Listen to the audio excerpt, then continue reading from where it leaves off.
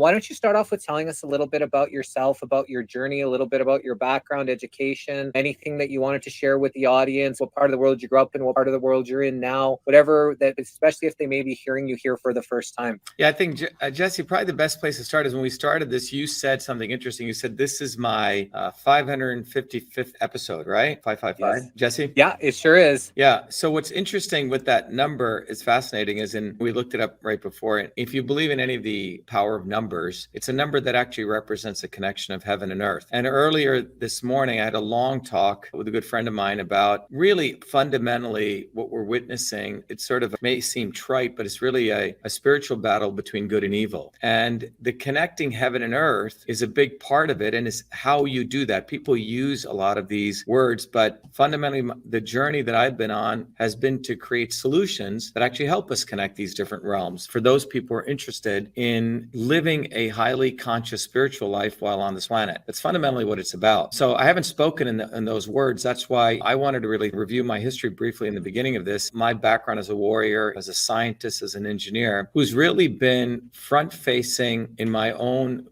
individually and collectively really fighting and defeating what I call the swarm. In fact, we should call it the Brahmin swarm, and we should talk about that. Who is a swarm, and what does this word, quote unquote, Brahmin really mean? And fundamentally, the world is now a multiracial, decentralized swarm of a neo-caste system of Brahmins who are not only in the Indian tradition, but all over the world. And we should talk about that. What does that mean? And my journey has been fighting this, again, on a very personal level and collectively. So this is when I say that I know the plight of everyday people, working people, because I am one of those people, and I've had to fight those fights front facing. It's not been something theory. So for a lot of these people who use the word, oh, I know your plight. Oh, let's be revolution. Let's start a revolution. These are just words, messaging words. None of them are real to any of these people. Many of them actually crib their notes from me, steal my words to try to manipulate people back into the swarm. So my journey has been one of a warrior, scientist, engineer, and inventor all my life. And that journey as a warrior began being exposed to a insidious system called the caste system of India that I grew up into. And now that caste system, which I thought I left India, today pervades the entire world. The Brahmins of India now have become, there's a global Brahmin elite who actually think they're better than you at a fundamental level. And this Brahmanical caste system involves people who are brown, yellow, white, all different colors, a multiracial aristocracy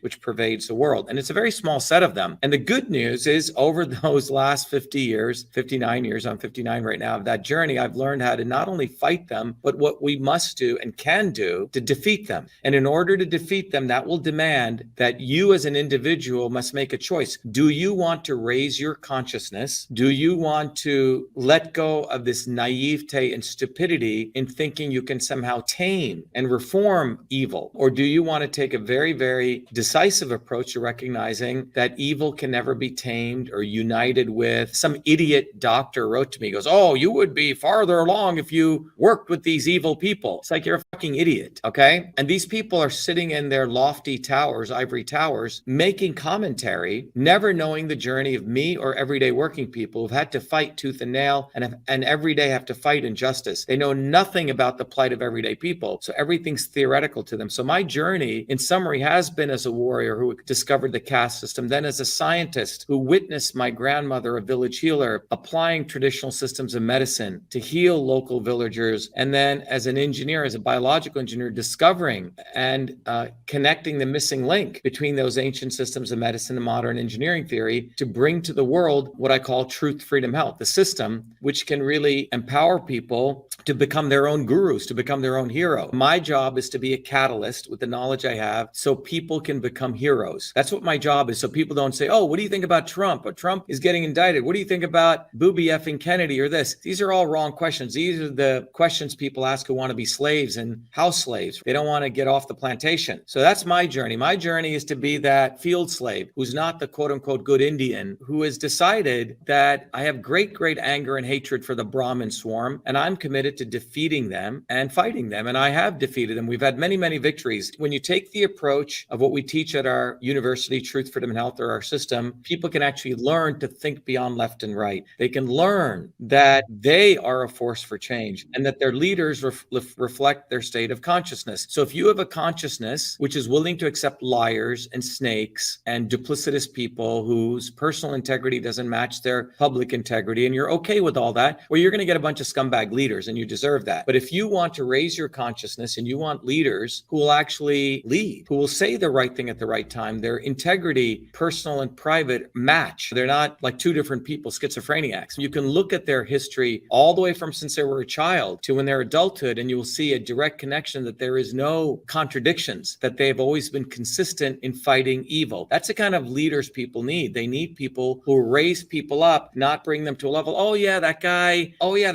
he scammed all these people, but now he's running for president. Oh, I'm okay with that because all of them are scammers. That's what politicians are. Well, bullshit. That's not what I believe leaders are. Leaders are people who actually believe in truth, freedom, and health, and their life reflects that. They fought for freedom, they fought for truth, and they live a healthy life. All those three things have to match. So if you have someone who bangs a bunch of prostitutes while his wife is pregnant and pays off lawyers on other people to get them off, or another one who bangs 38 women, I'm talking about Booby F and Kennedy, and when his wife dies, does bogus funerals and then exhumes the body of his wife because he actually hated her and moves her. These are not the kind, and these are the kind of people that you want to even consider. Or another guy, they went and found a brown guy to mimic me, this guy called Vivek the Snake, who actually bought useless drugs from Big Pharma, wrapped it out into IPOs, and cheated people. That's the kind of people you want, or you're okay with that kind of duplicity, then you should not be watching this stream, and you should probably go align yourself with evil. We are building a movement now, Truth, Freedom, and Health. Our political campaign, Shiva for President, is demanding, by the way, you can put this bumper sticker on the back of your car, and you will do more work that way than by being on social media, which is fully controlled. So we're about building a movement. The future is offline. We're about destroying this Brahmanical swarm, which pervades the entire world. And we're about there's a lot of people say, let's unite. No, there's nothing to unite here with evil. You must divide yourself from evil. It's not about unity. So my journey brings me to a very, very different path. I did a tweet today when I said, when Christ said the meek shall inherit the earth. Again, my journey reads that statement that the meek, which Christ was referring to, were the pussies and the ignorant people who do not want to stand up to evil. Yeah, they can have the earth. The warriors and the wise who want to stand up, well, we'll have different choices. We can go to heaven or we can stay here and fight. But the pussies and the ignorant people who want to follow these fake heroes, want to follow the snakes, that's what Christ was really meaning. The meek shall inherit the earth. It wasn't about the humble people inheriting the earth. It was, if you're a pussy and you don't want to break from the swarm and you don't want to fight these evil people and you're willing to accommodate them, then you deserve mammon. You deserve this material world. So that's my